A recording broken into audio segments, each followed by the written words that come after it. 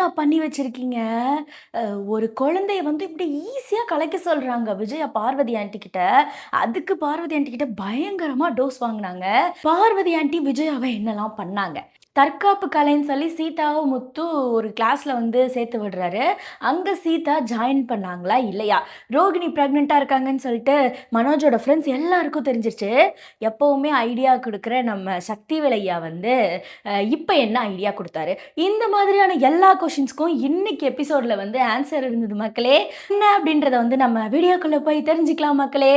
நம்ம சேனல் சீக்கிரமா ஒரு 1000 சப்ஸ்கிரைபர்ஸ் ரீச் பண்ணணும்னு நினைச்சீங்கன்னா, நம்ம சேனல சப்ஸ்கிரைப் பண்ணிட்டு பாருங்க மக்களே. அப்பதான் எங்களுக்கு ஒரு சப்போர்ட்டா இருக்கும். வீடியோஸ் போட்ட உடனே உங்களுக்கு உடனுக்குடன் நோட்டிஃபிகேஷன் வந்துரும். நீங்க சீக்கிரமா வீடியோவ பார்த்துடலாம். இப்ப வாங்க நம்ம வீடியோக்குள்ள போய் என்னலாம் இன்னைக்கு இன்ட்ரஸ்டிங்கா நடந்தது அப்படின்றத வந்து தெரிஞ்சுக்கலாம் மக்களே. இன்னைக்கு எபிசோட் ஸ்டார்ட்டிங்லேயே வந்து நேத்து பார்வதி ஆன்ட்டியும், விஜய் ஆன்ட்டியும் பேசிட்டு இருந்தாங்க இல்லையா? அதோட கன்டினியூவேஷன் தான் வந்து இன்னைக்கு எபிசோட்ல வந்து ஸ்டார்ட்டிங்ல இருந்தது. விஜய் ஆன்ட்டி வந்துட்டு பார்வதி ஆன்ட்டி கிட்ட பேசிட்டு இருக்காங்க. பார்வதி ஆன்ட்டியும் வந்து சொல்லிட்டு இருக்காங்க. ரோகிணி வந்து நெறைய பொய் சொல்லியிருக்கலாம். ஆனா அதுக்காக இந்த மாதிரி கேவலமான வேலையெல்லாம் செய்ய மாட்டா. அவ அந்த மாதிரி பொண்ணுலாம் கிடையாது அப்படின்னு சொல்லிட்டு பார்வதி சொல்றாங்க. அதுக்கு விஜயா இருந்துட்டு அ ஆனா மனோஜ் வந்து அது என் குழந்தை இல்லன்னு சொல்றானே அப்படின்னு சொன்னோனே, "அத நீ நம்புறியா?" அப்படின்னு சொல்லி பார்வதி கேட்டுட்டு, ரோகிணி பொய் சொல்லியிருக்கலாம். ஆனா அதே அளவுக்கு மனோஜும் பொய் சொல்லியிருக்கான் ஈக்குவலா. என்னமோ வந்து ரோகிணி சொல்றது தான் உண்மைன்னு தோணுது. எந்த பொண்ணும் இந்த அளவுக்கு கான்ஃபிடென்ட்டா எல்லார் முன்னாடியும் சொல்ல மாட்டா. டிஎன்ஏ டெஸ்ட்லாம் இருக்குன்றது வந்து ரோகிணிக்கு நல்லா தெரியும் தானே. அப்புறம் எப்படி இந்த விஷயத்துல பொய் சொல்லுவா? அப்படின்னு சொல்லி பார்வதி ஆன்ட்டி வந்து விஜய் ஆன்ட்டிட்ட கேட்டுட்டு இருக்காங்க. விஜயா இருந்துட்டு எனக்கு என் பையன் வாழ்க்கை தான் முக்கியம் அப்படின்ற மாதிரி வந்து சொல்லிட்டு இருக்காங்க. எப்படியோ பையன் வாழ்க்கை தான் முக்கியம். அதான் வந்துட்டு ரோகிணிக்கு குழந்தை பிறக்க போதில்ல 2 பேரையும் சேர்த்து வை அப்படின்ற மாதிரி வந்து ஆன்ட்டி வந்து விஜய் ஆன்ட்டிட்ட சொல்லிட்டு இருக்காங்க. ஆனா விஜயா வந்துட்டு அதை கேட்கவே இல்லைங்க. அது மட்டும் எப்பவுமே நடக்காது. அந்த ரோகிணி வந்துட்டு மனோஜ் கூட சேர்ந்து வாழ்ந்தான்னா அவனோட வாழ்க்கையே வீணா போயிடும். நான் வேற பணக்கார பொண்ணா பார்க்கணும் அப்படின்ற மாதிரி வந்து விஜயா சொல்லிட்டே இருக்காங்க. மறுபடியும் வந்து பார்வதி சொல்றாங்க. ஆனா அவங்க நீ இப்படி நினைக்கிற. ஆனா வந்து அவங்க சேரணும்னு கடவுளே நினைச்சு தானே குழந்தைய கொடுத்துருக்காரு. அதுக்கு விஜய் ஆண்டி இருந்துட்டு இல்ல இல்ல அந்த பார்லர்காரி வந்து என் பையன் கூட வாழ வேணாம். ஏற்கனவே அவ வந்துட்டு என் பையனோட வாழ்க்கையை வந்து நாசம் பண்ணிட்டா பொய் சொல்லி அப்படின்னு சொல்லி விஜயா வந்து சொல்லிட்டே இருக்காங்க. பார்வதி வந்து சொல்லி பாக்குறாங்க. இல்ல விஜயா ஒரு குழந்தை பிறக்க போகுது. கண்டிப்பா அவங்க 2 பேரும் சேர்ந்து வாழ்ந்துதானே ஆகணும். கோர்ட் அதுதான் சொல்லும் அப்படின்னு பார்வதி ஆண்டி வந்து சொல்றாங்க. அதுக்கு விஜயா வந்துட்டு அது கண்டிப்பா மனோஜோட குழந்தையே இல்ல அப்படின்னே திரும்பவும் சொல்லிட்டு இருக்காங்க. பார்வதி ஆண்டி வந்து கண்டிப்பா வந்து ரோகிணி இந்த விஷயத்துல பொய் சொல்ல மாட்டா. நானே வந்து ரோகிணியை தான் நம்புறேன். மனோஜை நம்பல அப்படின்னு வந்து சொன்னோன்னே விஜயா வந்துட்டு நானும் முதல்ல வந்து அது மனோஜோட குழந்தை இல்லைன்னு தான் நினைச்சேன். ஆனா இப்ப மனோஜ் நடந்துக்கிறத பார்த்தா எனக்கு அவன் மேலதான் டவுட்டா இருக்கு அப்படின்னு வந்து விஜயா சொல்லிட்டாங்க.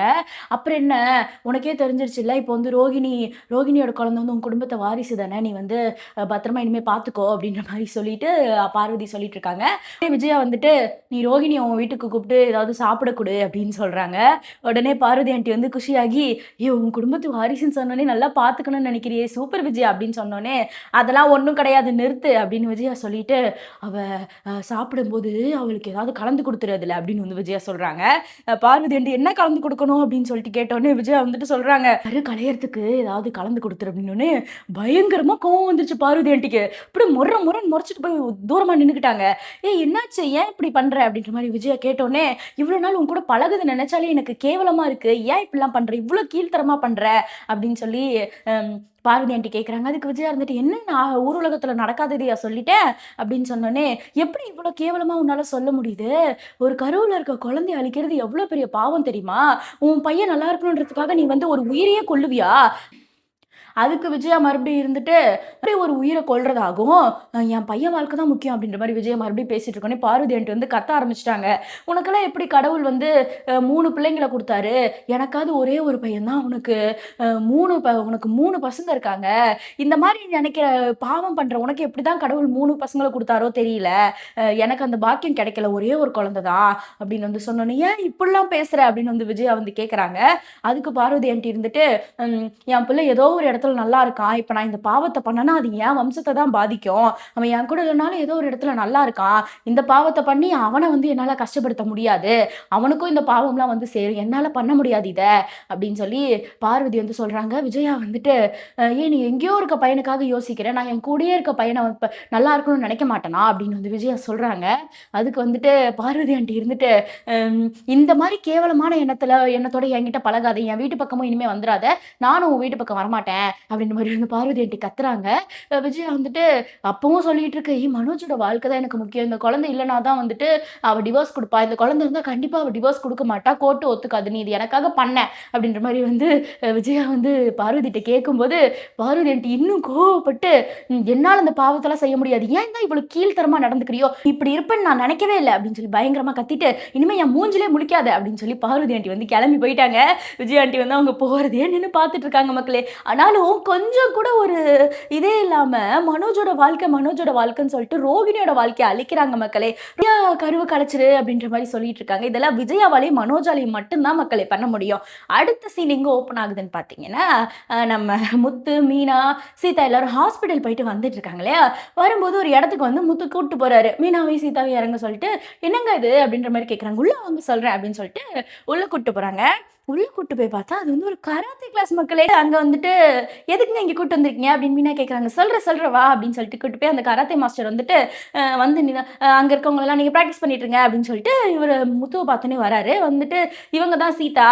இவங்க தான் இங்க ஜாயின் பண்ண போறாங்க" அப்படின்னு வந்துட்டு முத்து வந்து சொல்றாரு. அத பார்த்தோனே, "வெல்கம் சீதா. கண்டிப்பா நான் சொல்லிக் குடுக்குறேன். என்னென்ன வேணுமோ எல்லாமே நான் வந்து சொல்லிக் குடுக்குறேன்" அப்படின்ற மாரி வந்துட்டு, அம் அந்த மாஸ்டர் வந்து சொல்லிட்டு கிளம்பி போயிட்டாரு. சீதா வந்து திடீர்னு கோவமா திரும்பி போறாங்க. "என்ன சீதா போற?" அப்படின்னா, "எதுக்கு என்ன இங்க கூட்டிட்டு வந்தீங்க?" அப்படின்ற மாரி கேட்டோனே முத்து வந்து சொல்றாப்ல, "அம் எதுக்கு என்ன இங்க சொல்லாம கூட்டிட்டு வந்தீங்க?" அப்படின்ற மாரி சீதா கேட்டோனே, "நீ மட்டும் ஹாரன் அடிச்சது என்கிட்ட சொன்னியா?" அப்படின்ற மாரி முத்து கேட்குறான். அதுக்கு வந்துட்டு சீதா வந்துட்டு அப்படியே நின்னுட்டு இருக்காங்க. அ "அவன் உன்ன அடிச்சான்னு சொன்னோனே எனக்கு எவ்வளோ வந்து ரத்தம் கொதிச்சு போச்சு தெரியுமா? என்னதான் வந்து நான் உன்ன அங்கேயே அவன மிரட்டிட்டு உன்ன அங்கேயே விட்டுட்டு வந்திருந்தாலும், அவன் என் மேல தான் கம்ப்ளைண்ட் குடுப்பான். மறுபடியும் உன்ன தூக்கி போட்டு மிதிப்பான். அப்ப என்ன பண்ணுவ நீயு? உனக்குன்னு ஒரு தற்காப்பு கலை கண்டிப்பா வேணும்." அப்படின்ற மாரி வந்து முத்து சொல்லிட்டு இருக்காரு. அதுக்கு மீனா வந்துட்டு, "ஆமாங்க கரெக்ட் தான்" அப்படின்ற மாரி வந்து சொல்றாங்க. முத்து வந்துட்டு, என்னதான் நான் வந்து உன்ன காப்பாத்துனாலும் எல்லா நேரமும் என்னால உன்ன காப்பாத்திட்டே இருக்க முடியாது.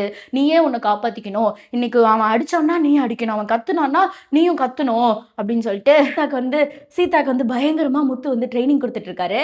சீதா வந்து இதெல்லாம் சரி வருமா? அப்படின்ற மாரி கேட்டுட்டு இருக்காங்க. கண்டிப்பா வந்து பொண்ணுங்க தற்காப்பு கலை கத்து வச்சுக்கணும். அது புருஷன அடிக்கிறதுக்கோ இல்லையோ, ஆனா கண்டிப்பா தற்காப்பு கலை கத்து வச்சுக்கணும் அப்படின்னு சொல்லி முத்து சொல்லிட்டு இருக்காரு. மீனா வந்து, "ஆமாங்க கரெக்ட் தான் சீதா. நீ பயங்கர தைரியமா இருக்கணும் இனிமே. அவன் ஆம்பளைங்கிறதுனால தானே அடிக்கிறான். நீ இனிமே கத்து வச்சுக்கோ.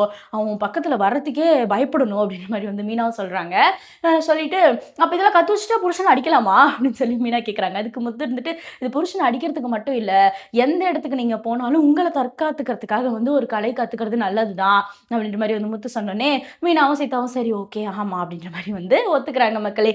அடுத்த சீன் எங்க ஓப்பன் ஆகுதுன்னு பார்த்தீங்கன்னா, நம்ம மனோஜ் கிட்டங்க. மனோஜ் வந்து உட்கார்ந்திருக்காரு. ஃபோன் அடிக்குது. இதுவே தெரியாம ஆன்னு உட்கார்ந்திருக்காரு. அப்ப சந்தோஷ் வந்து என்ன ஃபோன் அடிக்குது? அப்படியே உட்கார்ந்திருக்காரு அப்படின்ற மாரி பார்த்துட்டு இருக்காங்க. அப்ப கரெக்ட்டா நம்ம நியூமராலஜிஸ்ட் சக்திவேல் வந்து வராரு. அவரும் வந்துட்டு பார்க்குறாரு. என்ன ஃபோன் அடிக்குது, எடுக்காமயே உட்காந்துருக்கான் அப்படின்னு சந்தோஷ்ட்ட கேட்குறாரு. சந்தோஷ் வந்துட்டு, "ரொம்ப நேரமா அப்படித்தான் உட்காந்துருக்கான்" அப்படின்னு வந்து சொன்னோனே, கத்தியில மனோஜ்ன்னு கூப்பிடுறாரு. அதுக்கு வந்து மனோஜ் திரும்பவே இல்ல. உடனே சந்தோஷ் இருந்துட்டு, "கூப்பிடுப்பா மனோஜ்" அப்படின்னு சொல்லி கூப்பிட்ட உடனே தான் மனோஜ் வந்து திரும்புறான். ம் மொறச்சிட்டு, "பாஸ் நீங்க ரொம்ப ஒரு மாரி எதுலயோ மூழ்கி இருந்தீங்களா சிந்தனையில, அதான் பாஸ் கூப்பிட்டேன்" அப்படின்ற மாரி சொன்னோனே, சக்திவேல் வந்து அங்க மனோஜ் பக்கத்துல உட்கார்றாரு. "என்னாச்சு ஃபோன் எடுங்க" அப்படின்னு மனோஜ் கிட்ட சொல்றாரு. மனோஜ் வந்துட்டு, "ஒண்ணு ரோஹிணியா இருக்கும், இல்ல கனகாவா இருக்கும்" அப்படின்னு சொல்லிட்டு மனோஜ் சொல்றான். 2 பேரும் என்னால சமாளிக்க முடியல அப்படின்னு வந்துட்டு சொல்லிட்டு இருக்கான். எப்பதான் என் பேரை மாத்துனீங்களோ, அப்பையிலேருந்து எனக்கு இதே தாங்க சிக்கலா தாங்க ஓடிக்கிட்டு இருக்கு அப்படின்னு சொல்லிட்டு மனோஜ் சொன்னோனே சந்தோஷம் அந்த பொண்ணு வந்துட்டு, "ஆமா பாஸ் இந்த பேர்ல ஏதோ கோளாறு இருக்கு" அப்படின்ற மாரி வந்துட்டு 2 பேரும் சொல்றாங்க. அதுக்கு சக்திவேல் இருந்துட்டு, "பேர்லலாம் கோளாறு இல்ல. அவங்க கூட இருக்கவங்க தான் கோளாறா இருக்காங்க. ஃபுல்லா நெகட்டிவ் வைப்ரேஷனா இருக்காங்க. இவருக்கு நல்ல நேரம் ஸ்டார்ட் ஆகி டாப் ஸ்பீட்ல போய்க்கிட்டு இருக்கு. அ அதனால தான் இவருக்கு வந்து இந்த மாரிலாம் நடக்குது. அதுல ஏதோ ஒரு சின்ன சின்ன சிக்கல்கள் அதுல ஸ்டார்ட்டிங்ல சின்ன சின்ன சிக்கல்கள் வரதான் செய்யும். ஆனா எல்லாமே சரியாயி நீ வந்து டாப் பொசிஷனுக்கு போக போற" அப்படின்னு வந்து மனோஜ் கிட்ட வந்து நம்ம சக்திவேல் வந்து சொல்லிட்டு இருக்காரு. அப்ப வந்துட்டு, அ எப்படி என்னால 2 பேரையும் சமாளிக்க முடியலையே. 2 சைடும் நான் வந்து மாட்டிக்கிட்டேன். கனகாவையும் சமாளிக்க முடியல, ரோகிணியையும் சமாளிக்க முடியல. அவங்க வீட்டுக்கு போனா அமாவாசைன்றாங்க, பௌர்ணமின்றாங்க, சடங்குன்றாங்க, சாங்கியன்றாங்க.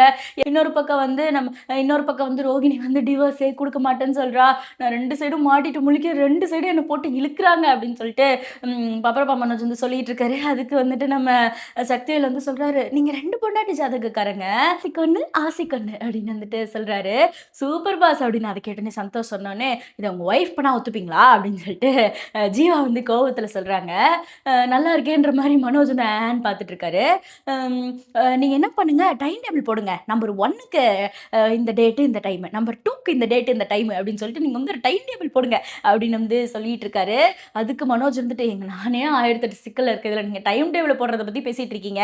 அப்படின்னு வந்து மனோஜ் சொன்னோனே, நான் அதுக்கு வந்துட்டு, "இப்ப வந்து உங்கள்ட்ட இருக்கிறது 2 தண்டவாளம். இதுல வந்து நீங்க மேனேஜ் பண்ணி ட்ரெயின ஓட்டி தான் ஆகணும். அ உங்களோட ஜாதகமே வந்து 2 தாரத்துல இருக்கு. நீங்க கண்டிப்பா இத பண்ணி தான் ஆகணும்." அப்படின்ற மாரி பேசிட்டு இருக்கும்போது, சந்தோஷ் வந்து சொல்றாரு, "நீங்க ஆசைக்கணும்னு சொன்னீங்கல்ல, அது வருது." அப்படின்னு சொன்னோனே பார்த்தா ரோகிணி வராங்க மக்களே. ரோகிணி வந்துட்டு கையில ஸ்வீட்டோட வராங்க. ஸ்வீட் வந்து முதல்ல மனோஜுக்கு குடுக்குறாங்க. குடுத்துட்டு, "என்ன இது ஸ்வீட்லாம்?" அப்படின்னு மனோஜ் கேட்குறான்.